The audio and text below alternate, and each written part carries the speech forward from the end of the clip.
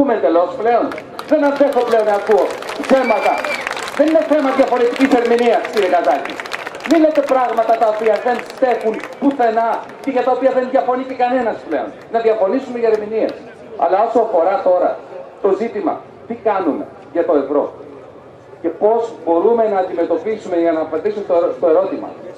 Η απάντηση είναι είτε θα σπάσει το ευρώ με έξοδο, ξέρετε τι σημαίνει γερμανική έξοδο από το ευρώ, ότι καταργείται το ευρώ. Τότε μπορούμε να δημιουργήσουμε το δικό μας νόμο. Γιατί τότε το ευρώ δεν θα είναι legal tender που λέτε, δεν θα μπορεί να χρησιμοποιείται και δεν θα πάει η ελληνική οικονομία στην ελληνική εποχή να μας δημιουργήσουμε το ευρώ. Τι μπορούμε να κάνουμε για να μην φτάσουμε σε αυτό το σύστημα, γιατί ξέρετε τι θα γίνει αυτό. Αν συμβεί αυτό και φύγουν οι Γερμανοί, η γερμανική βιομηχανία θα μπει σε μια πάρα πολύ μεγάλη κρίση. Η ανεργία στη Γερμανία θα ανέβει στα 3, 4, 5 εκατομμύρια. Παράλληλα, εμείς εδώ δεν θα ξεφύγουμε από την κρίση τόσο εύκολα. Γιώργο. Ολόκληρη η ευρωπαϊκή και η παγκόσμια οικονομία θα συμβεί σε μια νέα περίοδο του 1930. Ζωφερές μέρες θα περιμένουν όλους μας. Ένας μεταμοντέρνος δεύτερος παγκόσμιος πόλεμος που δεν ξέρω τι μορφή θα πάρει και δεν θέλω να καταστροφολογήσω, αλλά θα είναι η μοναδική διέξοδος από αυτό το οποίο θα ξεκινήσει. Δεν είναι η λύση αυτή. Η λύση είναι από τη στιγμή που κακώς είμαστε στο ευρώ.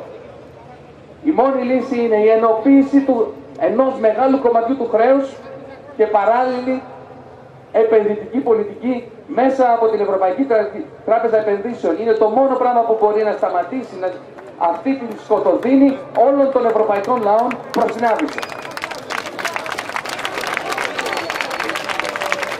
Ο κύριος Καζάκης, αν θέλει να απαντήσει, θα έχει την ευκαιρία σε επόμενη ερώτηση. Θέλουμε πολύ να σας βλέπουμε να διαφωνείτε, γιατί από τη διαφωνία θα προκύψει κάτι καλύτερο. Τελικά θα συμφωνήσουμε όλοι μαζί σε κάτι και θα το εφαρμόσουμε όλοι μαζί. Απλώς η έκκληση είναι, μια και το προσπαθούμε σε κάθε λαϊκή συνέλευση, οποιαδήποτε διαφωνία να εκφράζεται σαφώς, χωρίς ένταση. Δεν χρειαζόμαστε τις εντάσεις προς το όλους. Τώρα! Καλησπέρα στον κύριο Καζάκη, για να του δώσω και την ευκαιρία να απαντήσει, θέτοντας λίγο στις βάσεις που μίλησε ο κύριος Βαρουφάκης. Και για να μην μείνει ευελπιστώντας, θα μην μείνει η συζήτηση καθαρά σε οικονομοτεχνικούς όρους.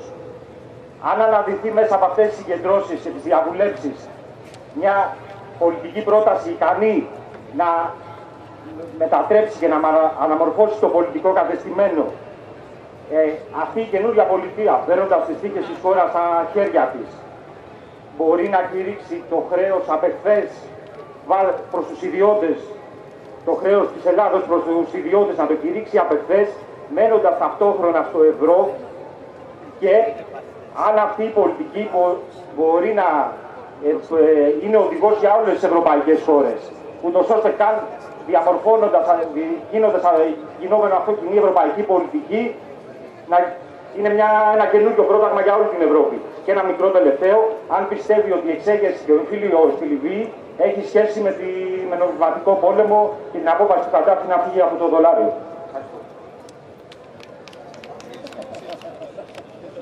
Λοιπόν,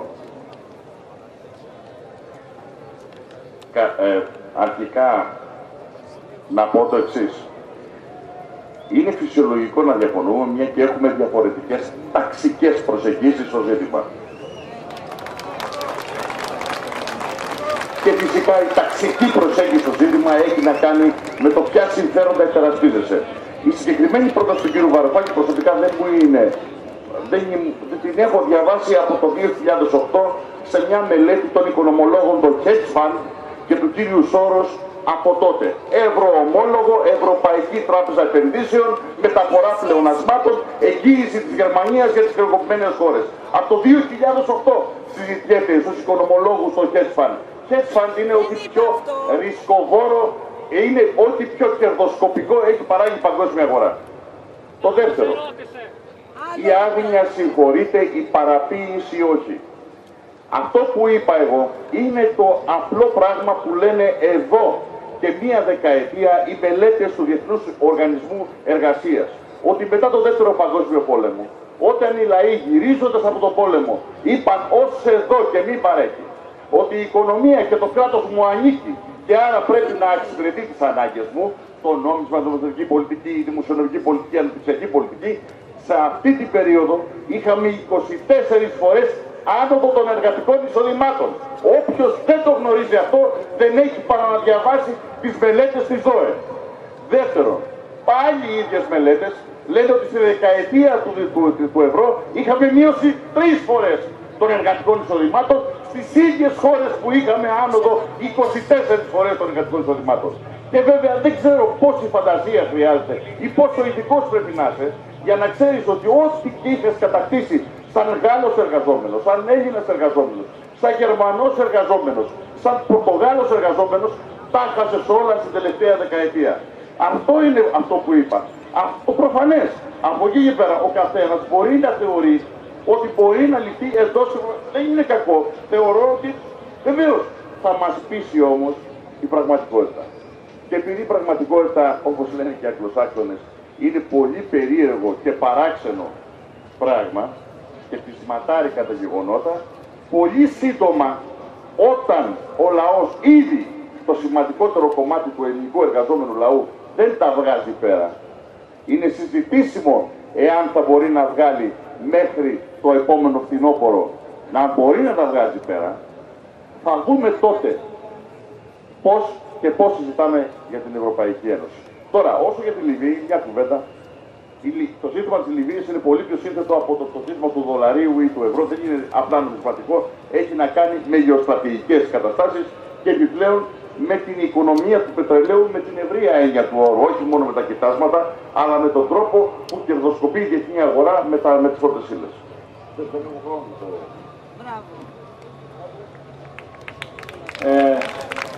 Θα ήθελα να ρωτήσω, να απευθύνω ερώτηση στο Τσακαλώτο και στο κύριο Καζάκη. Καταρχήν,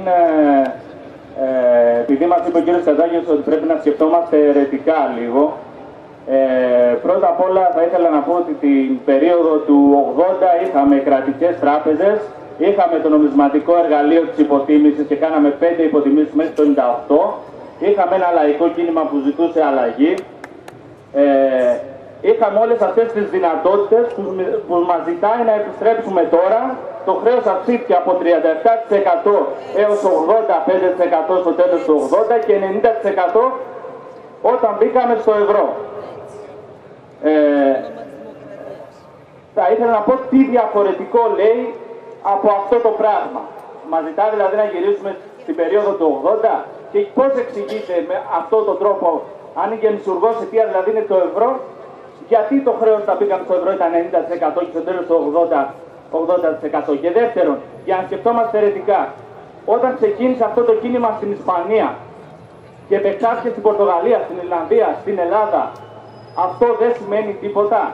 Δεύτερον, δεν είμαστε μια βόμβα, όπως είπε, στα θεμέλια της Ευρώπης. Η κρίση που μπορεί να δημιουργήσουμε δεν είναι περισσότερη από το μέγεθος της Ελλάδας, η κρίση στο χρηματοπιστωτικό σύστημα της Ευρώπης. Δεν θα το χρησιμοποιήσουμε αυτό εθελοντικά, εμείς θα βγούμε. Απευθύνομαι στον Καζάκη και στον κύριο Τσακαλώτο.